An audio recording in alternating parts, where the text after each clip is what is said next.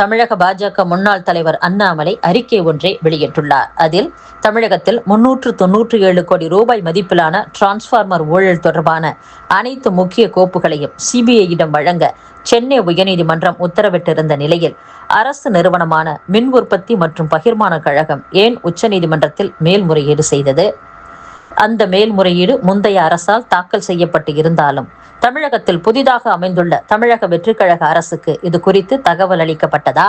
CBI விசாரணையை தடுக்க அரசு நிறுவனம் வாயிலாக தாக்கல் செய்யப்பட்டுள்ள அனைத்து மேல்முறையீடுகளையும் உடனே திரும்ப பெற தாவேக அரசு நடவடிக்கை எடுக்க வேண்டும். தாவேக அரசுக்கு உண்மையிலேயே தன் ஊழல் எதிர்ப்பு வாக்குறுதி மீது பற்றுள்ளது எனில் முந்தைய திமுக அரசு திரும்ப பெற்ற சிபிஐ விசாரணைகளுக்கான பொது ஒப்புதலை மீண்டும் வழங்க வேண்டும். மேலும் முன்னாள் திமுக அமைச்சர் நேரு தொடர்பான வழக்குகள் உட்பட பல ஊழல் புகார்களில் லஞ்ச ஒழிப்புத்துறை இதுவரை முதல் தகவல் அறிக்கை பதிவு செய்யாமல் நிலுவையில் வைத்துள்ளது. எனவே தமிழகத்தில் வெளிப்படையான மற்றும் ஊழலற்ற நிர்வாகத்தை உறுதி செய்ய வேண்டுமெனில் நிலுவையில் உள்ள அனைத்து ஊழல் புகார்கள் மீதும் புதிய அரசு விரைவான நடவடிக்கை எடுக்க வேண்டும் என்று அண்ணாமலை குறிப்பிட்டுள்ளார். தமிழகத்தில் கஜானா காலி என்று காங்கிரஸ் கட்சியின் அகில இந்திய தரவு பகுப்பாய்வு பிரிவு தலைவர் பிரவீன் சக்கரவர்த்தி தெரிவித்துள்ளார். தமிழக முதலமைச்சராக பொறுப்பேற்ற விஜய் தன் முதல் உரையில் தமிழக அரசுக்கு 10 லட்சம் கோடி ரூபாய்க்கும் மேல் கடன் உள்ளது, அரசின் கஜானாவை சுத்தமாக துடைத்து வழித்து வைத்துவிட்டு சென்றுள்ளனர் என கூறினார். அதற்கு முன்னாள் முதலமைச்சர் ஸ்டாலின் கண்டனமும் தெரிவித்தார். இந்நிலையில் முதல்வர் விஜய்க்கு ஆதரவாக ராகுலின் நண்பரும் காங்கிரஸ் நிர்வாகியுமான பிரவீன் சக்கரவர்த்தி தனது எக்ஸ் தள பதிவில் தமிழக அரசின் ஒவ்வொரு 100 ரூபாய் வருவாயிலும் 20 ரூபாய்க்கு மேல் கடனுக்கான வட்டிக்கே செலவாகிறது. மற்ற பெரிய மாநிலங்களை விட அதிகம். வட்டி, சம்பளம், ஓய்வூதியம் என கட்டாய செலவுகளுக்கே 40 ரூபாய் போய் விடுகிறது. கஜானா காலி என்று பிரவீன் குறிப்பிட்டுள்ளார். பாஜக தேசிய மகளிர் அணி தலைவர் வானதி சீனிவாசன் அறிக்கை ஒன்றை வெளியிட்டுள்ளார். அதில் முதலமைச்சர் விஜய் பதவியேற்பு விழாவில் வந்தே மாதரம் பாடியதை திமுக உள்ளிட்ட கட்சிகள் சர்ச்சையாக்கிவிட்டன. வாய்ப்பு கிடைக்கும் போதெல்லாம் பிரிவினைவாத சிந்தனையை விதைக்கும் திமுக உள்ளிட்ட கட்சிகள் வந்தே மாதரம் பாடலையும் தங்கள் பிரிவினைவாத அரசியலுக்கு பயன்படுத்துவது கண்டனத்திற்கு உரியது. கோடிக்கணக்கான இந்தியர்களை வந்தே மாதரம் என்ற ஒற்றை சொல் இணைக்கிறதே என்ற ஆத்திரத்தில் அதற்கு ஆங்கிலேய அரசு தடை விதித்தது. ஆங்கிலேயர்களை ஆத்திரமடைய செய்த வந்தே மாதரம் தற்போது திமுகவினரையும் கோபமடைய செய்கிறது. சுதந்திரம் கிடைக்க காரணமான வந்தே மாதரம் பாடலை எதிர்ப்பது நாட்டையே எதிர்ப்பது போன்றது. எனவே திமுக போன்ற கட்சிகள் குறுகிய பிரிவினைவாத அரசியலை தொடராமல் தேச நலனில் அக்கறை செலுத்த வேண்டும் என்று வானதி சீனிவாசன் கூறியுள்ளார். தமிழ்நாடு சட்டப்பேரவைத் தலைவர் JCD பிரபாகருக்கு வாழ்த்து தெரிவித்து முதலமைச்சர் ஜோசப் விஜய் முதல் முறையாக பேரவையில் உரையாற்றியுள்ளார்.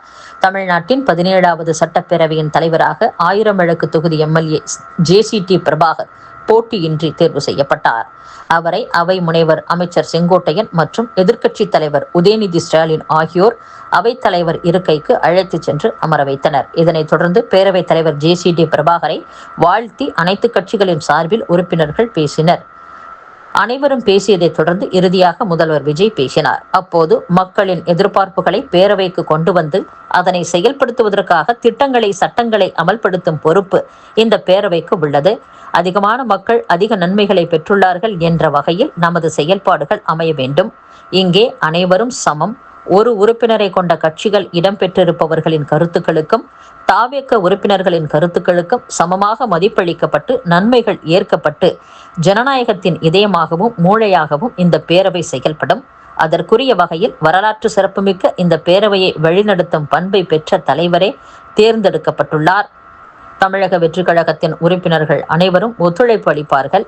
பேரவையின் மாண்பையும் கண்ணியத்தையும் உறுப்பினர்களின் கண்ணியத்தையும் காக்கும் பொறுப்பு உங்களிடம் ஒப்படைக்கப்பட்டுள்ளது என்றும் குணம் நாடி குற்றமும் நாடி அவற்றுள் மிகை நாடி மிக்க கொள்ளல் என்ற வள்ளுவரின் குரலுக்கு ஏற்ப சட்டப்பேரவை நடவடிக்கைகள் சீராக, செம்மையாக, அமைதியாக நடைபெறும் வகையிலும் சட்டப்பேரவை ஜனநாயக பண்புகள், ஜனநாயக நெறிகள் பேணி பாதுகாப்பதில் பேரவை தலைவரும் துணைத் தலைவரும் செயல்படுவீர்கள் என்ற நம்பிக்கை உள்ளது என்று முதலமைச்சர் விஜய் பேசியுள்ளார். மேற்கு வங்க மாநிலத்தில் முதலமைச்சர் சுவேந்து அதிகாரி தலைமையில் நடந்த முதல் அமைச்சரவை கூட்டத்தில் சட்டவிரோத ஊடுருவலை தடுக்க மாநிலத்தில் உள்ள இந்தியா வங்கதேச எல்லையில் வேலி அமைக்க எல்லை பாதுகாப்பு படைக்கு நிலத்தை வழங்க ஒப்புதல் அளிக்கப்பட்டது. மேலும் மத்திய பாஜக அரசின் ஆயுஷ்மான் பாரத், PM ஸ்ரீ போன்ற திட்டங்களை செயல்படுத்தவும் அனுமதி வழங்கப்பட்டது. தமிழகத்தில் இருந்து கடத்தப்பட்ட சிலைகள் நம் நாட்டின் விலைமதிப்பில்லாத சொத்துக்கள். அவற்றை மீட்க தமிழக அரசு போதுமான நடவடிக்கைகளை எடுக்கவில்லை என உச்சநீதிமன்றம் அதிருப்தி தெரிவித்துள்ளது.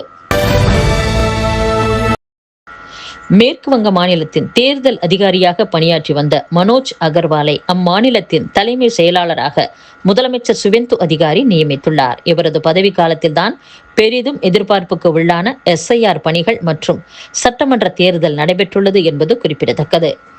இத்துடன் செய்திகள் நிறைவடைகின்றன. மீண்டும் நாளை சந்திப்போம். வணக்கம்.